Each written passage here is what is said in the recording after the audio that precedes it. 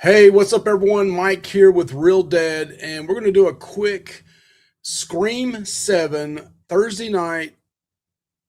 Got to buy tickets early for this showing, and we're going to do a spoiler free thoughts on this movie. I'm not going to dive too deep into it. I will give a few things that I do like about it, dislike about it, but let's go. Is it worth seeing or not? Hell yeah, it's worth seeing.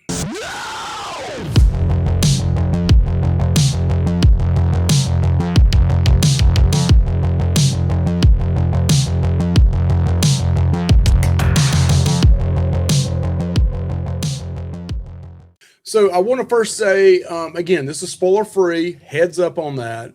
And the first question I have is first impressions and overall feel of the movie.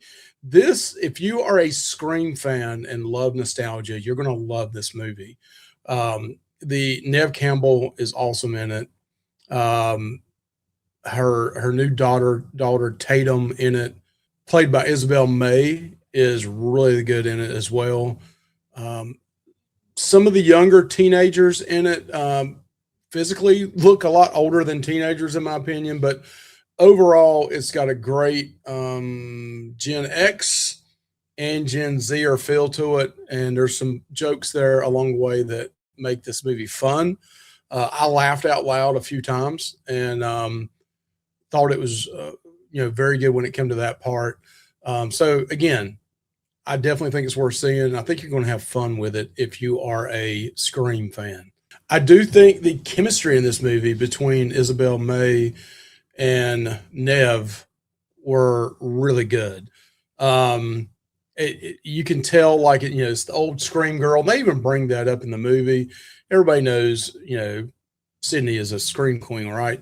But you kind of have that relationship between mother and daughter, and the daughter in it is, just trying to figure out her mother. And it's a great feel, very protective mother, young daughter trying to be rebellious.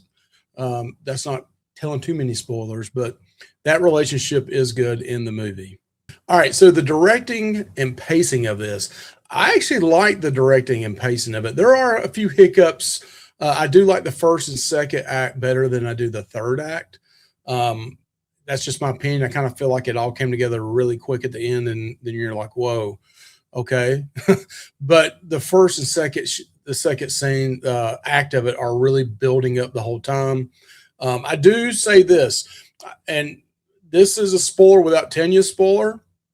I keep hearing all this hype about the first, like the opening scene for Scream movies, like it's going to be really awesome. And I was a little bit disappointed in the opener. Would not rank in my top 3 or 4 openers out of 7 movies. A little bit disappointed in that. I do think the commercials, if you've watched them, gave up way too much on that. But the rest of the movie made up for it.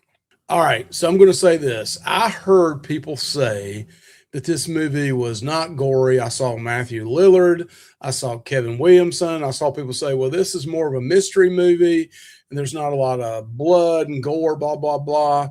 Let me just say this. Bullshit. If you like gore, if you like killing, now, don't get me wrong, it's not Terrifier level or anything like that detailed with practical effects and all that. But there is a lot of blood in this movie. So don't sleep on that when you go to see this movie. It's a little more than I thought it would be, especially after hearing what some people had said or critics have said, and even some of the actors have said that, hey, we want to make more of a thriller, less gore movie than Six and all this stuff. There's plenty of gore in there for horror fans. All right, so what didn't land for me? Okay. The killer reveal did not land for me. And the whole way, I'll just leave it at that. I can't say too much more than that or it'd be a spoiler. I thought it was a little bit of a letdown in that third act of how that all came together. Not what I didn't predict it. I will say that I did not predict who the killer was going to be. Some of you may have already, but I was a little bit disappointed in it. I do think there was some fun parts about AI, making jokes on it and talk about how AI is the death of creativity and art and all that kind of stuff that was in the movie. They say that, but that's a little bit of spoiler. But I did enjoy the little jokes and jabs back and forth between the Gen Z and the Xers throughout the movie. Is this movie worth the hype? I think it's a solid movie. I would possibly even watch it again at the theater to maybe pick up on some things maybe I missed the first time.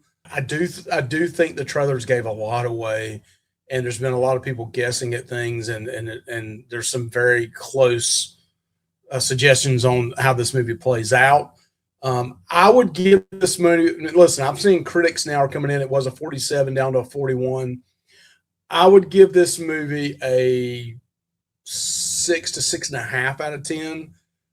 Five being average for me, so I think it's above average. And you're going to have fun with it, and that's the whole thing about going to a movie, especially when you're on Scream 7 and you got Ghostface back here. You want to have fun with a movie, so there's a lot of nostalgia there with Sydney bringing up old stuff and other characters in the movie bringing up old original Scream movie stuff, and I love that. So go see the movie, have fun with it, and I'll tell you what, we're going to go and do a video before too long, probably within a week, talking about spoilers on this movie. So go ahead and go see it, make your notes, and then watch our next video that includes spoilers. Have a good one. Bye.